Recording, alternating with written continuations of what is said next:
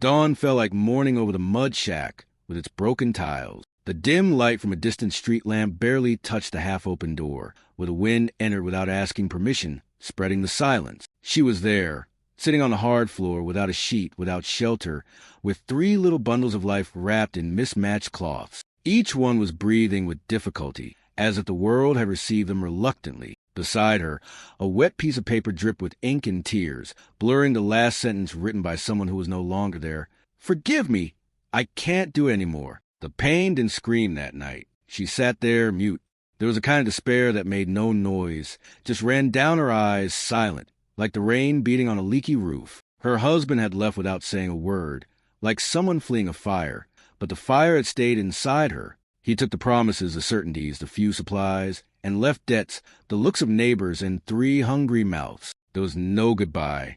There was abandonment. And there were 3 little bodies now depending on a woman who could barely hold her own soul. She looked at the sleeping faces on her improvised lap and, without even knowing how, covered each one with the remaining cloth. There was no courage or strength there. There was instinct. There was an exhausted love, trying to keep 3 hearts warm in the midst of the storm. The cold ground seemed to want to pull her into the earth, as if to say, "It's not worth trying." But she held her children against her chest. She cried without sound, and without even knowing it that night, she planted a seed that, one day, would grow into a strong tree in the middle of the desert. No one knocked on the door. No one asked if she needed help. The lights around her remained on, as if the world went on, indifferent. But inside that small space, where pain and life embraced, something invisible began to move. It was raw, unvarnished faith without a name. It was the spirit of someone who carries more than they can handle and still won't let go. The woman who was left behind didn't get up that morning, but she didn't fall either. And that, in itself, was already a start. The sun had barely risen when she half opened her eyes, already knowing that there would be no coffee, no bread, no comfort. Her stomach was rumbling like a forgotten drum. She got up slowly, her body aching, and went to the corner where she kept the leftovers from the previous day. A handful of broken rice, covered in dust and ants, was all she had.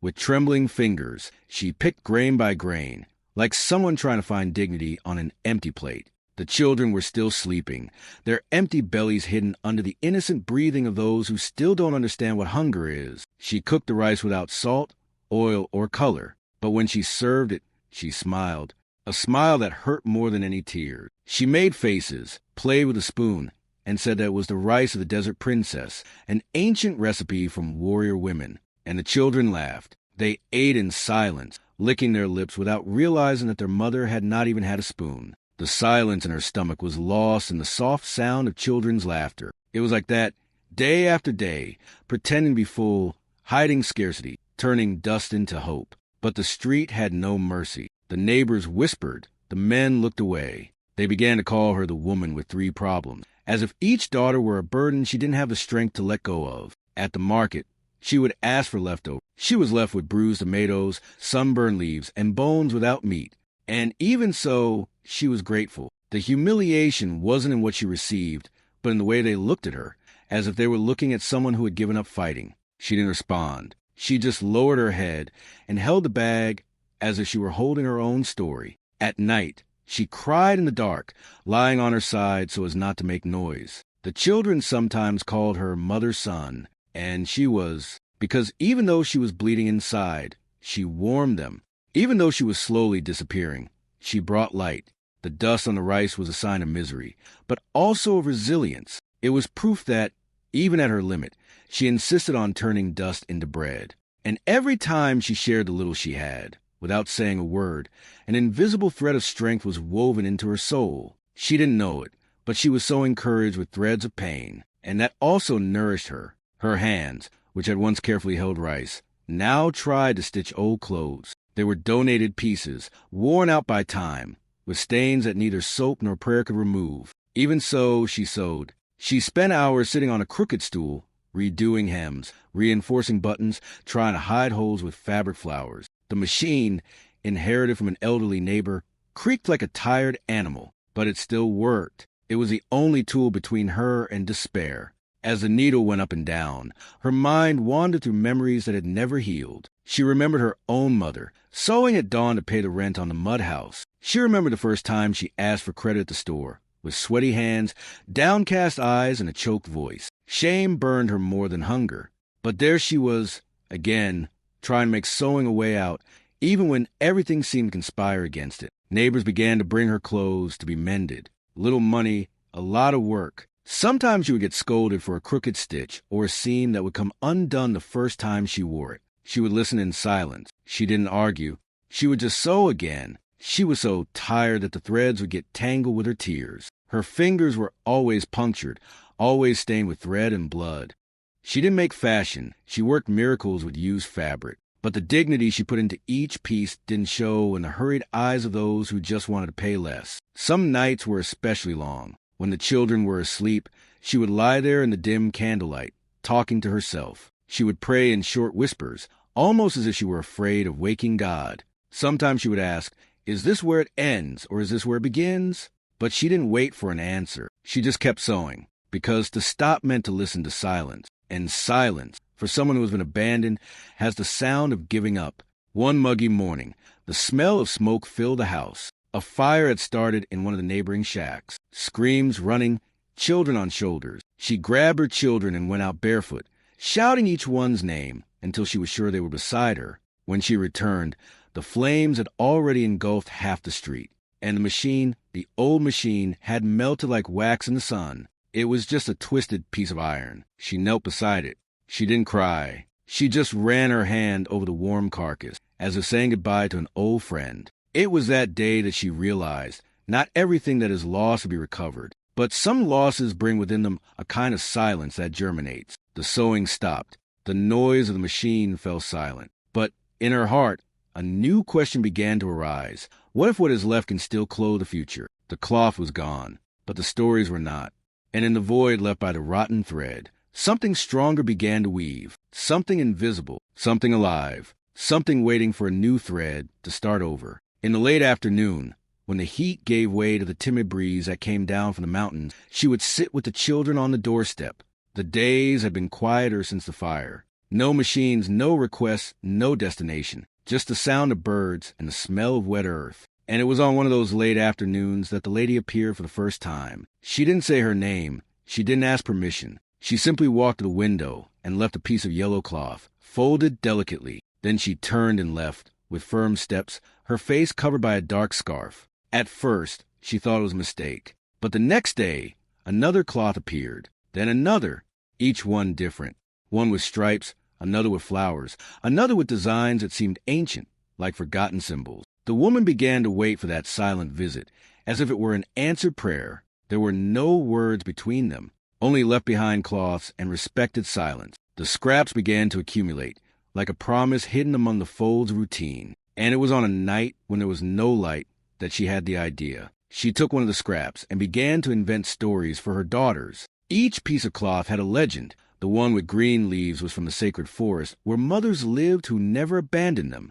The other, red, was a queen's cloak that protected children in times of war. The girls listened with shining eyes, lying on the cloths that were now blankets of hope. The old woman did not speak, but the scraps told the story for her. What began as a pastime became a ritual. Each story was a breath of fresh air, each patch a bridge. The woman, without realizing it, was sewing a new type of fabric, not of cotton but of soul. The girls began to draw the characters from the stories. They used charcoal, broken pencils, little pieces of soap. And their mother kept everything. She kept it all as if she sensed that something was being gestated, something invisible but inevitable. The old woman with the golden cloth never explained anything. But every evening, she left a piece of the future hanging in the window, and that was all they needed. The living room floor became a table. The scraps, previously just pieces of cloth, began to take on new shapes under small, attentive fingers. The girls spent hours folding, cutting, gluing, and drawing. There were no good scissors, no rulers, no molds. There was imagination. And there was something else, desire. The mother watched in silence, her heart beating between admiration and fear. She wanted to protect it, but she knew she could no longer hold what was being born. Because dreams, when they take shape, no longer fit in a mother's arms. They asked for space. They asked for air.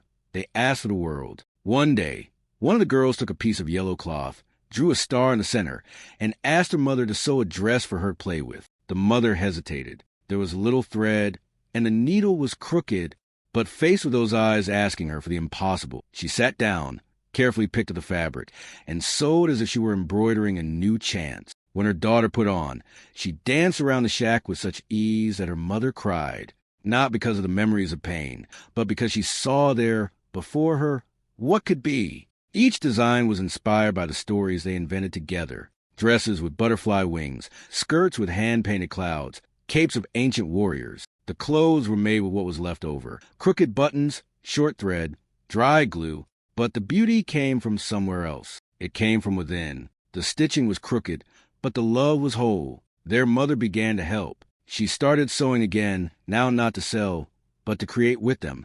It was a silent dance between generations, experienced hands guiding new hands, and the nights, once filled with mourning, were now filled with plans. The girls created names for their collection, dresses of the good rain, singing tree skirt, clothes of hidden courage. They laughed as they sewed, fought over pieces of cloth, and held fashion shows among the broken furniture. Sometimes they invited their dolls to watch, and organized audiences with empty cans and bottles. It was their world, built with what the world threw away. One day, one of the girls looked at her mother and said, "This dress is for those who want to be happy in the mud." And her mother understood, because that was it. This was not just a game. It was language. It was resistance. It was art made of pain, yes, but also of hope. They were translating their silences into fabric, their traumas into form. And the more they sewed, the more the house filled with life. Poverty still lived there, but now it shared space with purpose, with laughter, with invention. There was no audience, no applause, just the sound of the thread sliding through the needle and the girls' laughter as they saw a finished piece. They didn't know how to sew for the world, not yet, but they were learning to sew for themselves, to wear their story with courage, to embroider what they felt without asking for permission. And in that small shack, where one day only scraps of pain remained, an unlikely idea was born, to transform scars into collections. 3 small hands, a crooked seam, and a dream that could no longer be undone. It was just another Sunday, the kind that starts out stuffy and slow, with the smell of clothes dry on the line, and a pot of beans simmering on the stove. The girls were in the alley, laughing amidst the puddles and dust, parading around in the clothes they had just invented. The dresses were made of unlikely scraps, crooked collages, but full of color, history, and life. One wore a blue turban with finger-painted stars. Another wore a red skirt that danced in the wind. The youngest wore a huge bow on her chest that said more than words. A enchanted neighbor took her old cell phone out of her pocket and took a picture. It was an unpretentious click, a simple gesture. But in that photo, there was something that could not be captured in pixels. There was beauty where the world only saw lack. There was creation where the world only saw lack. She posted the image on social media with the caption, "Art in the Alley, 3 little queens." What happened next was something no one expected. Within a few hours, the image began to be shared. Thousands of people commented, praised, and cried. A local journalist wrote a story. An international NGO that worked with female entrepreneurship contacted her. They wanted to know more. They wanted to buy the models. They wanted to support her. The mother read the email several times, thinking it was a prank. It wasn't. It was a response. It was a seed germinating. It was faith, returning hand in hand with opportunity. That night, the family slept in each other's arms, unable to truly sleep. It was no longer hunger that kept them awake. It was possibility. The alley was still the same. The floor was still made of clay. But there, among torn slippers and weak lanterns, a new world had been lit. And it all began with a parade. A parade without a stage, without an official audience, but with an ancestral force that said, "The world needs to see what is born when 3 girls and a mother refuse to be erased." The alley became a catwalk. The clay turned into gold. And they, without knowing it, had just opened a door that abandonment could never close. The shack was still shaking in the wind, but something firm was growing inside it, like a root breaking through concrete. The orders began to arrive little by little. First, a box of fabrics sent by the NGO. Then, invitations to participate in local fairs. The shy mother was reluctant, but the girls insisted. They knew. The world now wanted to hear the story they had been weaving for years with silence, scraps, and tears. The first fair was held in an open warehouse, with colorful tarps and the smell of popcorn in the air. They arrived with recycled bags and dresses carefully hung on wooden hangers. The mother's heart beat like a drum in a ritual. The daughters, holding hands, displayed the models as if displaying the flags of forgotten people. And it was there, among simple stalls and curious looks, that a foreign buyer approached. He touched the dress with gold leaf embroidery and asked, "Who made this?" One of the girls replied, "We made it with what was left over." He smiled, moved. So this is what the world needs. With the help of the community and a small amount of funding, they opened a makeshift workshop in the same neighborhood. They used recycled bricks, donated doors, and expired paint. But the facade was painted with art, with pride, with hope. The brand name was unanimously chosen, Hands of the Earth. Each collection featured symbols from the stories they had invented as children, figures from the Yoruba tradition, colors from a northern forest, legends hand-embroidered with patience and respect. Then came the first big international order. A store in London wanted 100 exclusive pieces from the Invincible Childhood's collection. It was a race against time. They sewed during the day, packed at night, slept little, and ate between lines. But none of them complained. Each box sent was like sending a piece of their soul. And when the first fashion show outside the country took place, with models wearing turbans created by them on a lit catwalk, the mother cried in front of the television as if she were watching her own childhood being redeemed. The news spread. Journalists, influencers, tourists, everyone wanted to know the story of the sisters who sewed the future with scraps of the past. The brand began to explode. The pieces reached shop windows in Europe and the United States, but they never lost their essence. Each dress came with a handwritten note from one of the girls, now young women. This outfit was born from a tear, but also from a hug, and whoever wore it felt it. The mother, who once sewed with rotten thread, now drew with her daughters. There was no longer anger in her eyes, nor sadness. There was an ancestral calm, a good silence. She didn't talk about what she had experienced. She didn't need to. It was all there, in the prints, in the fabrics, in the bold cuts, in the handmade labels, from the cloth to the palace. They crossed the most unlikely path, but they didn't forget who they were. Their fashion wasn't just beauty. It was memory. It was healing. It was justice sewn with hands that once only asked for bread. And now, they were creating the future. The black car stopped on the dirt road where, years before, a man had driven off without looking back. Now, 3 women got out of the vehicle, elegant, serene, firm. The same women who once ran barefoot through the village sewers, who ate rice with dust and sewed with borrowed thread. As they stepped onto the familiar ground, the neighbors came out of their houses. The children gradually joined in, journalists, cameramen, security guards. But the most heard thing was applause. Applause that came from the heart of the community, from the mouths of those who had witnessed the pain and now saw the victory. They walked to the old house, now renovated. The once cracked walls were painted in bright colors, red, yellow, green. On the door was a sign, House of Brave Mothers. It was to be a shelter for abandoned women with small children, as their mother had once been. The rooms had been transformed into sewing workshops, storytelling rooms, community kitchens. It wasn't charity. It was restitution. The mother, now older, came in last. Her eyes scanned every corner in silence. She touched the walls as if touching a scar. She took a deep breath. And there, in the same place where she had once been afraid of dying of sadness, she finally felt at peace. One of her daughters hugged her from behind. "All of this is yours too, Mother,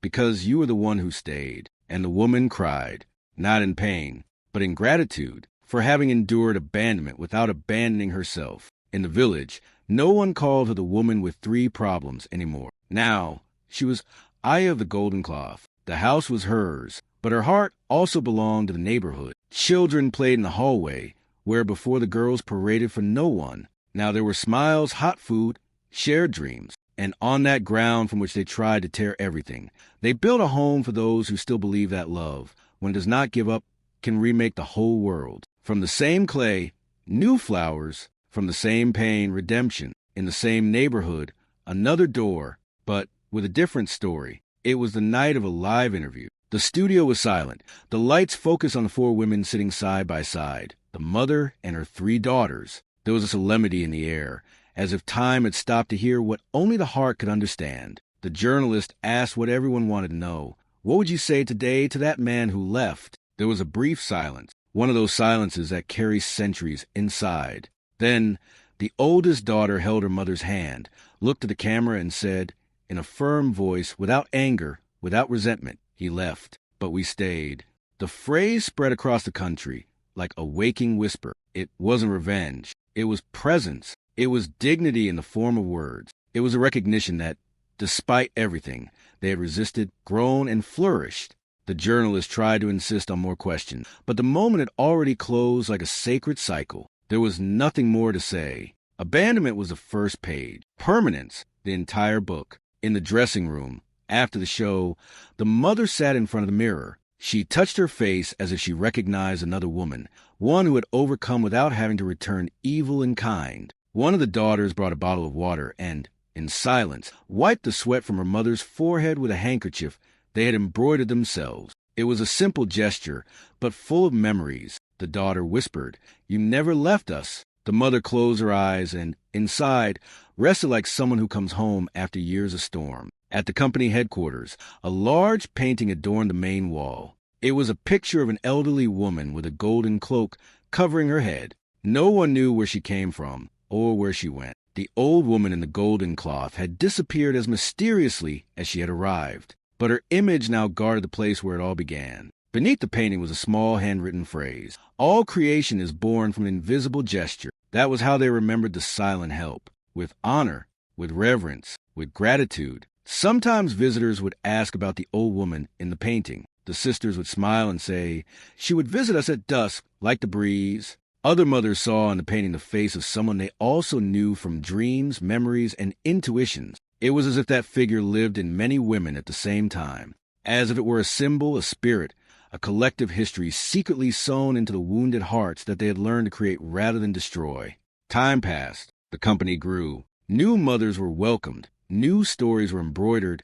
New scraps were gathered. But the essence remained, because that family had proven that it is possible to transform abandonment into a foundation, that it is possible to plan a future where before there were only remains, and that, no matter how dark the night, the simple act of staying, of resisting, of sowing in silence, is, in itself, a miracle. In the final scene of the documentary about their lives, the four women are seen sitting under the shade of a baobab tree, telling stories to a group of children. The camera slowly pulls back, capturing the echo of their laughter, the shine of their fabrics, the solidity of their clasped hands, and a final voiceover whispers, "Some are gone forever, but those who remain rebuild the world," because he left. But they stayed, and they stayed to change everything. If this story touched your heart, don't let it get lost in silence. Subscribe to the channel and activate the bell to receive other stories that, like this one, weave together faith, courage, and new beginnings. Leave your like. It's a simple but powerful gesture that helps spread hope to those who need it most. Write in the comments what this journey awakened in you, and share it with someone who needs a reminder. Even when everything seems to be falling apart, it's still possible to rebuild with what's left, because sometimes what's left is exactly what saves